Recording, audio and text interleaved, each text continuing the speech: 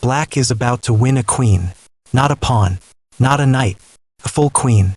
And somehow, this is the moment Black completely loses the game. Look at this position for 1 second. White has just played QB8 check. The queen is sitting there like a free sample at a grocery store.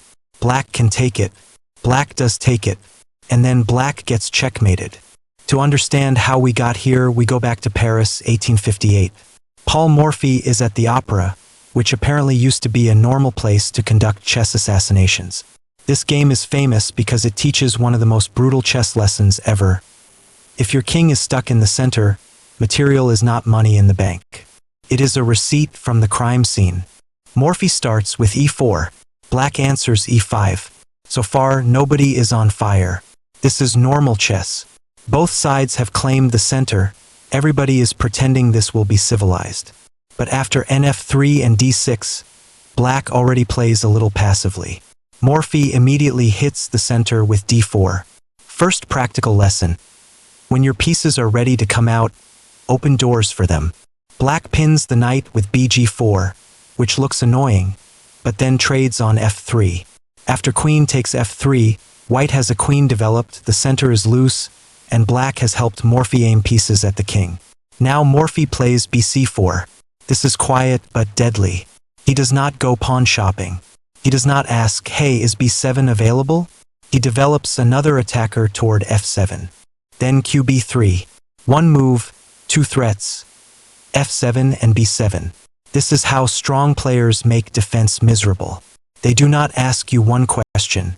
They hand you a whole tax audit. Black defends with qe7. Fine. That protects f7. But notice the larger problem. White keeps developing with threats, and Black keeps spending moves trying not to collapse. Morphy adds nc3 and bg5. More pieces. More pressure. This is important. The sacrifice has not happened yet. First he points the entire army at the king. Then he starts breaking furniture. Black plays b5, attacking the bishop. This is the kind of move that feels active when you play it. Like, finally, I am doing something. Unfortunately, sometimes the thing you are doing is opening the emergency exit for your opponent. Morphy sacrifices with nxb5. This is not random violence. This is time versus material. White is saying, take my piece if you want. Your king will still be in the center when the bill arrives. Black accepts with cxb5, and Morphy snaps back with bxb5 check. Now the story is clear. Black has one material, but White has one time, open lines, and a king that cannot get comfortable. Quick blunder knight test. White is about to castle queenside. Why is that not just a safety move? Pause here if you want to solve it. Oh, beautiful. White tucks the king away and the rook lands on d1, staring straight down the open file. That is the dream, one move, two jobs. Safety and attack. Black plays rd8, trying to put a door in front of the disaster. But when your entire defense is one door, Morphy does not knock. He removes the door. rxd7. White gives up the rook because the d-file is everything. The defender is dragged away, and Black is forced to recapture into a position that is getting thinner and thinner. Then rd1. The other rook joins the party. This is the difference between a beginner attack and a Morphy attack. Not one hero piece trying to be famous. Every piece has a job. Black plays qe6, basically asking, can we please trade queens and pretend none of this happened? Morphy says no. In fact, he says no with check. bxd7 check. Another defender disappears. Black recaptures with the knight, and now we are back at the famous position.